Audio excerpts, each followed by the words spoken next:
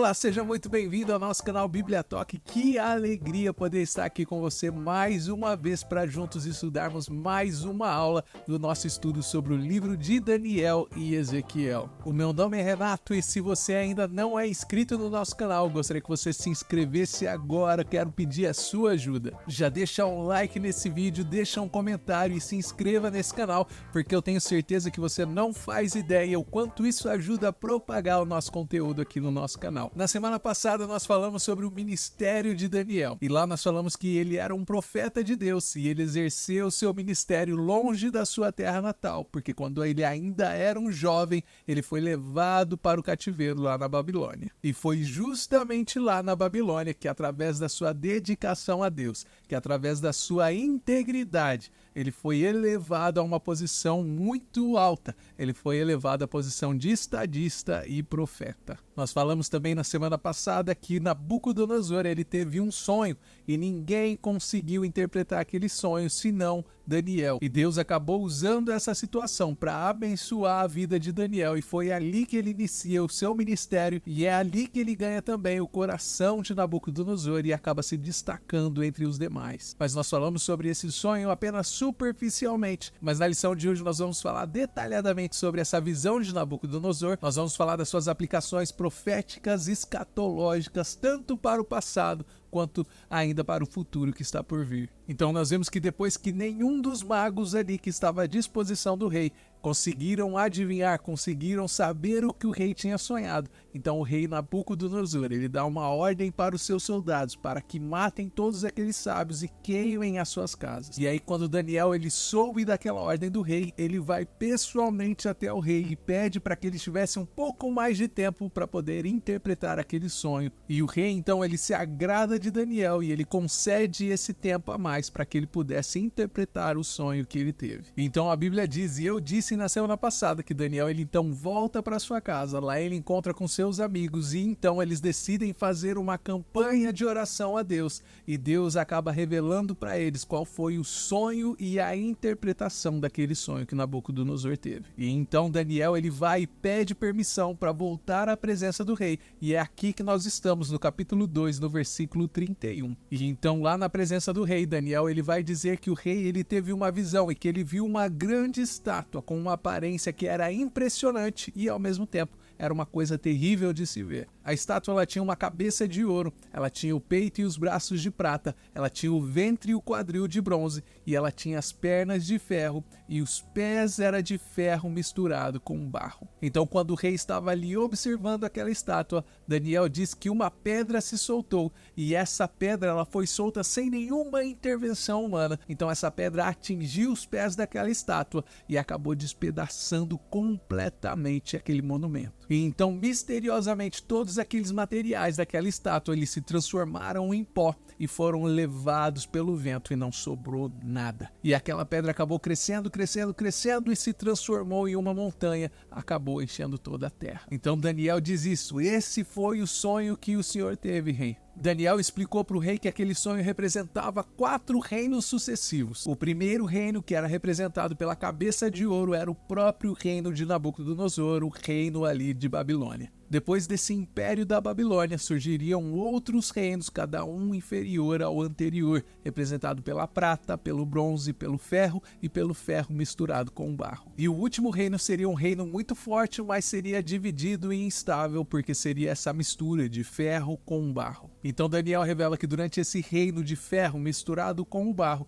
Deus ele estabeleceria o seu reinado eterno, que é representado por essa pedra que se transformou em uma montanha. E esse reino, ele destruiria todos os outros reinos e duraria eternamente, seria um reino eterno. Então ele diz que esse era o sonho verdadeiro que o rei tinha tido e aquela era a interpretação confiável. Então nós vemos que Deus ele revela para Nabucodonosor um pouquinho ali daquele seu presente, do que estava acontecendo ali no seu presente, e Deus revela muito sobre o que aconteceria em todo o futuro. E para nós que estamos estudando isso agora, em 2024, olhando para as escrituras agora, nesse exato momento, nós estamos em uma linha temporal completamente diferente do que aquela que Nabucodonosor estava. Esse sonho para ele era um pouco sobre o presente e muito sobre o futuro. Já no nosso caso, esse sonho de Nabucodonosor, essa visão que ele teve, é história, é parte do passado, mas ainda existe um elemento dessa profecia que faz parte do nosso futuro. E a coisa mais maravilhosa de tudo isso é que nós temos a vantagem de agora nós somos capazes de olhar para trás e ver que a maior parte das coisas que Daniel profetizou, elas se cumpriram. E embora existam algumas coisas que irão acontecer no futuro, nós temos a vantagem de olhar para trás e reconhecer que a história, tudo aquilo que Deus disse para Daniel, se cumpriu até esse ponto que nós estamos. Ainda existem algumas coisas que precisam acontecer, mas nós temos essa vantagem de poder olhar para trás e reconhecer a história de que todas as coisas que Deus disse que iam acontecer, acabaram acontecendo até esse ponto. Então vamos lá.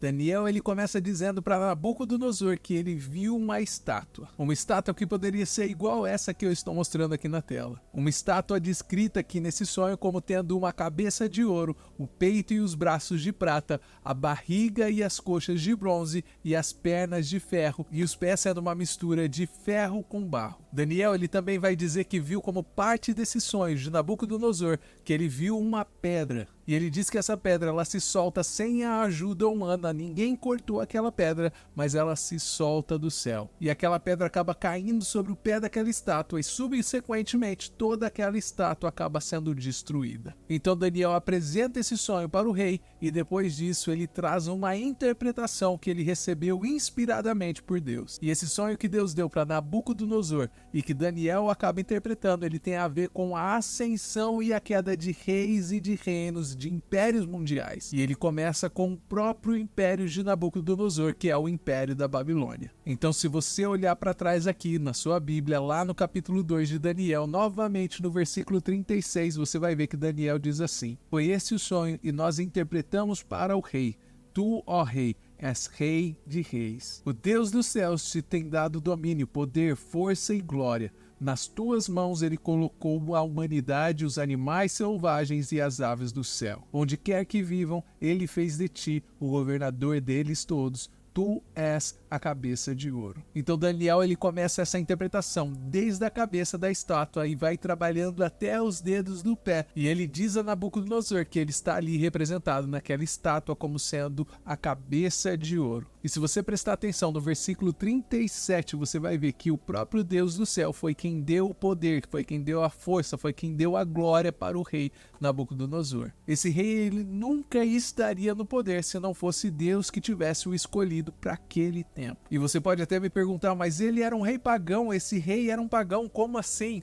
Deus levantou esse rei pagão para cumprir o seu propósito no mundo. E essa é uma teologia muito importante porque ela acaba mostrando para mim e para você a soberania de Deus sobre todas as coisas. Porque se você olhar lá no capítulo 13 de Romanos, no versículo 1, você vai ver que a Bíblia está dizendo lá, que o apóstolo Paulo está dizendo lá, que nenhuma autoridade é dada a nós, exceto aquelas que Deus estabeleceu. Muito embora nós tenhamos governos e governos nessa terra, o governo supremo ele vem de Deus e é ele que age com soberania e ele dirige todos os assuntos de todas as nações. É ele que levanta reis, é ele que remove reis. E isso é o que está escrito lá em Daniel capítulo 2, no versículo 21, que diz assim: Deus remove reis e Deus levanta reis. Já em Provérbios capítulo 21, no verso 1, diz que o coração do rei está na mão do Senhor e como um rio de águas ele transforma onde quer. Então nós vemos aqui, meu irmão e minha irmã, que Deus ele tem soberania sobre todos os assuntos dos homens. Ele tem soberania sobre todos os governantes das nações e nós precisamos ter isso na nossa mente de uma vez por todas. Porque o nosso Deus ele é soberano sobre todas as nações e mesmo que muitas vezes ele possa usar um homem ímpio, um homem de coração ruim, assim como foi Nabucodonosor, ele usa essas pessoas para cumprir o seu propósito na terra. Porque se você olhar lá em 1 Crônicas, no capítulo 6, no versículo 15, você vai ver que lá está escrito que foi o próprio Senhor que levou Judá e Jerusalém para o cativeiro pelas mãos de Nabucodonosor. Então nós podemos dizer que Nabucodonosor ele estava servindo, ele estava seguindo um propósito de Deus para a sua vida. E isso não sou eu que estou dizendo, é o que está escrito lá em Jeremias, capítulo 25, no verso 9, onde Deus ele se refere a Nabucodonosor como sendo o meu servo. E eu gostaria muito que você entendesse isso como sendo algo importante para mim e para você nos dias de hoje, porque o que era verdade lá no tempo de Nabucodonosor,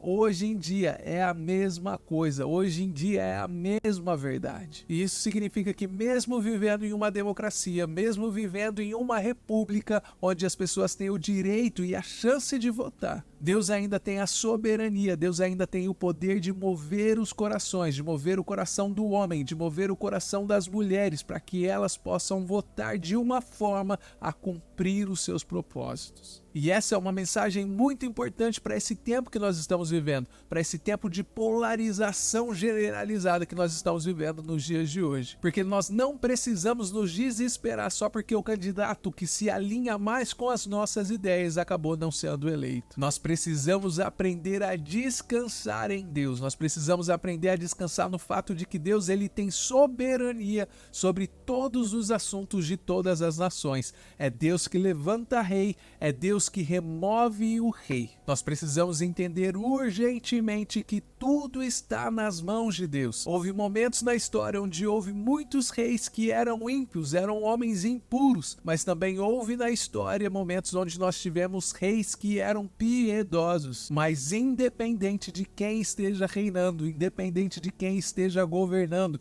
se é um rei piedoso ou se é um rei impuro, Deus ele vai cumprir o seu propósito através de qualquer uma dessas pessoas. E é por isso que eu te digo que nós não precisamos nos preocupar excessivamente, perder o sono por causa de política. Tem tanta gente brigando na internet por causa da política, tem famílias que acabaram se dividindo por causa da política. E a única verdade é que Deus nunca perdeu o controle das nações. Daniel ele está dizendo a Nabucodonosor, você está no poder porque Deus permitiu que você estivesse no poder. Foi Deus que escolheu você para esse tempo que você está vivendo. Foi Deus que te deu esse trono. Foi Ele que te levantou como um governante. Então Daniel começa a interpretar aquele sonho do rei, dizendo para o rei que aquela cabeça de ouro representava o seu reino, o reino da Babilônia, naquele momento que eles estavam vivendo. E o Império Babilônico ele acabou durando aproximadamente 70 anos e foi de cerca de 612 a.C. até 539 a.C. Não foi assim um império que durou muito tempo, mas Deus acaba destituindo então Nabucodonosor depois de 70 anos. Na verdade nem era Nabucodonosor, era um neto dele naquele momento, onde Deus ele acaba dizendo que o Império Babilônico já tinha cumprido a sua missão, já tinha servido então o seu propósito. E Deus faz isso porque ele queria levantar um outro rei, e esse outro rei ele seria favorável em enviar ali os judeus de volta para sua casa depois desse período de cativeiro na Babilônia. E isso acaba nos levando ao próximo reino, então descendo da cabeça de ouro, nós vamos chegar até o peito e os braços de prata. E aí se nós olharmos lá no versículo 39, nós vamos ver que diz assim, mas depois de você, Nabucodonosor, surgirá outro reino inferior ao seu. Então o que nós sabemos? Nós sabemos que o reino subsequente à Babilônia seria um reino inferior. Você pode notar isso, que a cabeça já era de ouro, e então agora nós vamos passar para os outros elementos, e à medida que nós vamos mudando de reino, cada elemento vai ser inferior ao anterior. Então nós começamos pela cabeça de ouro, e nós estamos agora no peito e nos braços de prata, que são a representação do Império Persa. Nós percebemos que existem dois braços na estátua, e isso acaba se encaixando perfeitamente na história, porque se nós olharmos para trás, nós vamos ver que houve uma corregência entre os medos e os persas. E esse Império Medo-Persa ele acabou durando desde 539 a.C. até 331 a.C. E logo em seguida, lá no versículo 39, Daniel vai dizer que depois vai vir um outro reino, um terceiro reino, que seria de bronze e também governaria toda a terra. Então passamos agora para a barriga e para as coxas de bronze, que vem logo em seguida do Império Medo-Persa. E isso fala do que acabaria sendo, e que agora nós temos o conhecimento histórico que seria o Império Grego. E esse Império Grego ele acaba durando aproximadamente desde 331 a.C. até 168 a.C. E ele tem como sendo o seu líder, o seu rei, Alexandre o Grande. E Daniel acaba profetizando sobre Alexandre o Grande 200 anos antes desse Alexandre chegar a nascer. Daniel não faz isso mencionalmente. Daniel ele não fala o nome, ele não menciona o nome de Alexandre, mas Daniel dá uma descrição muito clara sobre quem ele seria. Então hoje, através da história, de tudo aquilo que nós conseguimos ver e enxergar do que aconteceu no passado, nós sabemos que Daniel estava se referindo a Alexandre o Grande. Mais tarde nós vamos falar mais sobre esse assunto quando nós chegarmos lá no capítulo 8 de Daniel. Porque lá em Daniel, no capítulo 8, Daniel ele vai falar sobre esse rei que é levantado nesse terceiro reino e que não deixa sucessores. E é exatamente o que aconteceu, porque Alexandre o Grande ele acaba morrendo aos 33 anos de idade sem deixar nenhum sucessor. E ele acabou morrendo lá na Babilônia, e acredite você ou não, ele acabou morrendo sem deixar nenhum sucessor, e aquele império grego sob o domínio de Alexandre o Grande acaba sendo dividido entre os seus 4 generais. E é exatamente o que Daniel disse que aconteceria.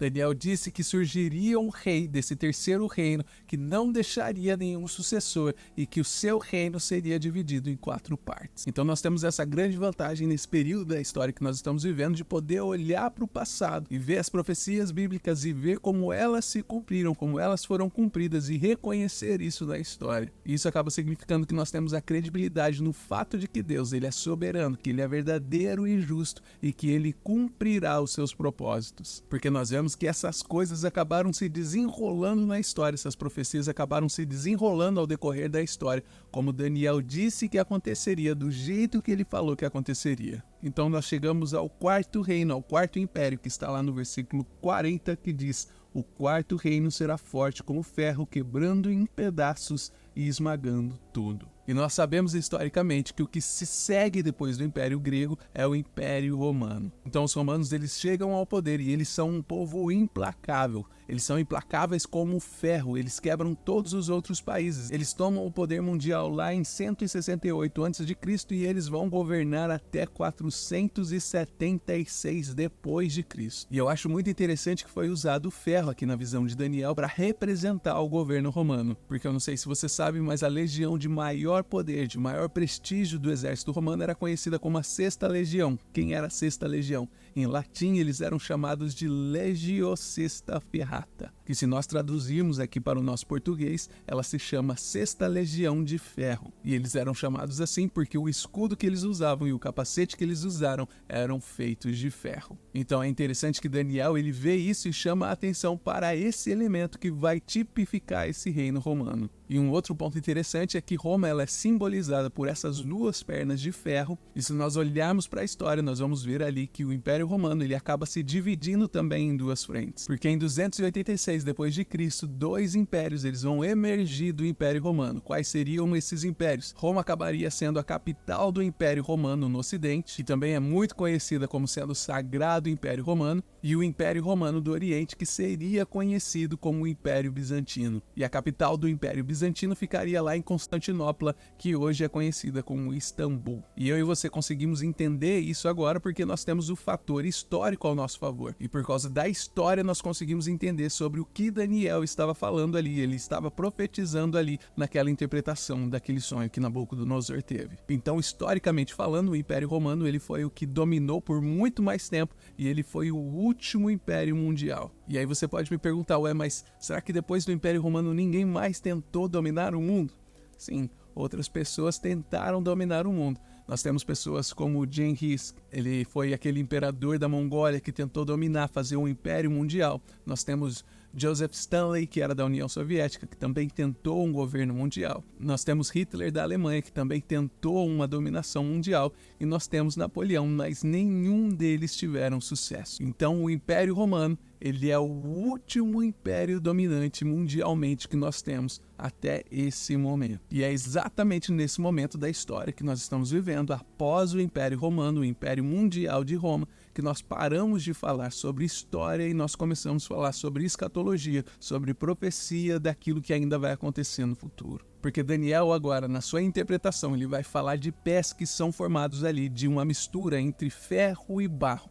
E isso ele está falando sobre um 5º Império Mundial que vai acontecer ainda na nossa história. E é por isso que é muito importante para mim e para você, para que nós possamos perceber as coisas que ainda estão para acontecer. E esse quinto império mundial, ele acaba sendo representado por esses pés e esses dedos, que eles são uma mistura entre ferro e barro. Todos os impérios que nós vimos, dos outros 4 impérios que nós vimos, esse é o mais fraco, esse é o mais quebradiço de todos. E nós vamos ver isso lá nos versículos 41 até o versículo 43, que é onde fala exatamente dessa parte da profecia. E nesses versículos Daniel vai falar, ele vai dizer que esse reino, esse quinto reino, ele seria um reino frágil, ele seria um reino que seria muito mais curto do que todos os outros reinos que nós já tivemos. E esse quinto reino, esse quinto império, ele vai dominar o mundo por um curto período de tempo, e é justamente ali onde nós teremos o retorno de Cristo. E esse quinto império, ele é representado por pés de barro e ferro, e especificamente de 10 dedos, os dedos dos pés, que indicam a chegada desse quinto império. Então, escatologicamente falando, esse império ele será reconhecido como sendo uma confederação de 10 nações. E se nós olharmos para o livro de Apocalipse, no capítulo 17, nós vamos ver que João ele também viu algo semelhante lá em Apocalipse. Ele não viu 10 dedos como foi na interpretação dos sonhos de Daniel, mas ele viu 10 chifres no topo da cabeça de 7 bestas. Ele escreve lá em Apocalipse que será uma confederação de 10 nações que acaba dando o seu poder a apenas uma delas,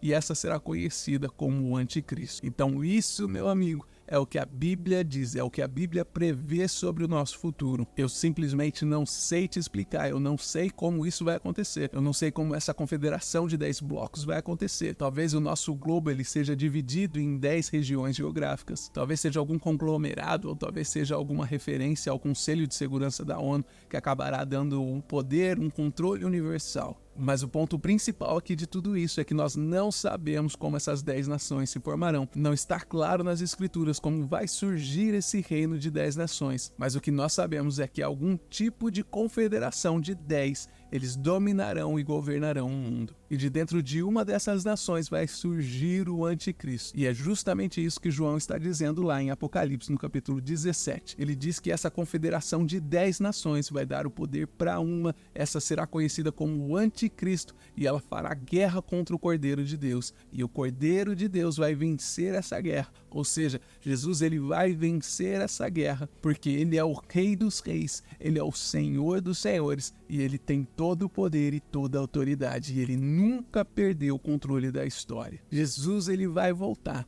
e ele vai acabar com essa confederação de 10 nações, ele vai acabar com o Anticristo, e isso vai levar à batalha do Armagedon. Então, quando Jesus vier, ele vai estabelecer o seu reino na terra, e ele vai destruir de uma vez por todas todos esses reinos que dominaram o mundo. E essa é a última parte da visão de Nabucodonosor, essa é a última parte da interpretação desse sonho. Então Daniel diz a Nabucodonosor: você viu também uma pedra, e essa pedra ela saiu do céu, ela não foi cortada por mãos humanas, ela caiu e esmagou os dedos dos pés, esmagou os pés daquela estátua, aquela estátua inteira se transformou em pó, se transformou em cinza e foi levada pelo vento. E meu irmão e minha irmã, meu amigo e minha amiga, essa rocha não é outra coisa senão Jesus Cristo, nosso Senhor, que é a nossa pedra angular. E isso acaba deixando esse sonho, essa interpretação ainda muito mais bonita, porque é uma visão no Antigo Testamento que faz uma completa referência ao retorno de Cristo para a dominação do mundo de uma vez por todas. E Daniel diz que quando essa rocha vier, quando essa rocha estiver aqui, como está escrito lá no versículo 44, que no dia desses reis, o Deus do céu estabelecerá um reino que nunca será destruído,